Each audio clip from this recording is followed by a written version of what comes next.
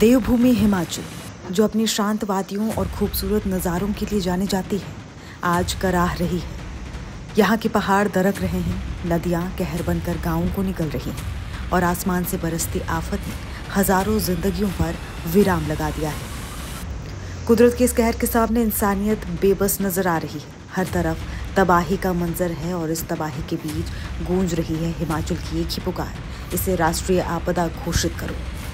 इस मुश्किल घड़ी में जब पहाड़ रो रहे हैं तो हिमाचल की विधानसभा एक सुर में बोली। सत्ता पक्ष हो या विपक्ष, सभी ने मिलकर एक प्रस्ताव पारित किया कि इस त्रासदी को राष्ट्रीय आपदा का दर्जा दिया जाए।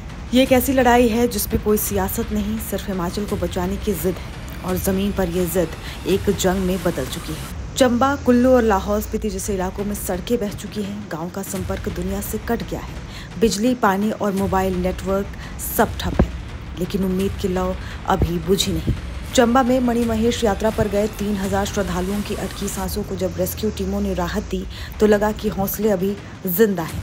सरकार कह रही है कि हालात नियंत्रण में है। चंबा में 4 हेलीकॉप्टर तैनात हैं, जरूरत पड़ी तो सेना को भी बुलाया जाएगा। लेकिन जब आसमान में बादल गरजते हैं तो हेलीकॉप्टर की हर उड़ान मौसम की मोहताज हो जाती है।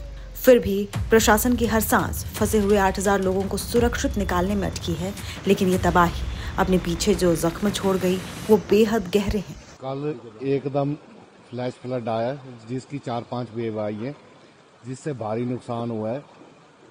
आंशिक व पूर्ण रूप से कई घरों को नुकसान हुआ है। लोगों ने भाग के अपनी जान बचाई है। यहाँ पे ऊपर डुल्ला नाम की जगह है, वहाँ पे कई लिंक रोड बने हैं और रोड का काम लगा है। उनका सारा मलबा जो है डंप किया गया था इस नाले में। उस मलबे के आने से ही ये भारी नुकसान हुआ है।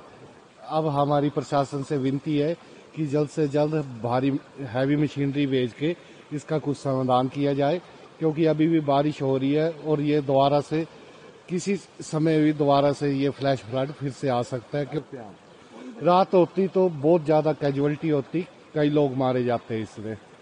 ये दिन का समय था, लोगों ने एक दूसरे की हेल्प करते हुए निकाल के सबको सुरक्षित जगह बजाया। अगर रात का समय होता तो बहुत ज्यादा नुकसान हो सकता था।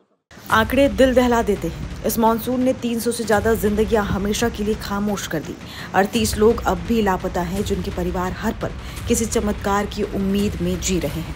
350 से ज्यादा घायल, हजारों घर और दुकानें जमींदोज हो चुकी हैं और ना जाने कितने बेजुबान मवेशी इस सैलाब में बह गए। ये सिर्फ आंकड़े नहीं, ये उजड़ चुके परिवारों की अधूरी कहानियां हैं। बहरहाल इस आपदा ने एक बड़ा सवाल भी खड़ा किया है, विकास और प्रकृति के बीच संतुलन का सवाल। मामले को लेकर विधानसभा अध्यक्ष कुलदीप सिंह पठानिया ने सही कहा है कि पहाड़ी राज्यों की अपनी चुनौतियां हैं और उनके लिए एक अलग नीति की जरूरत है ताकि विकास विनाश की वजह न बन सके।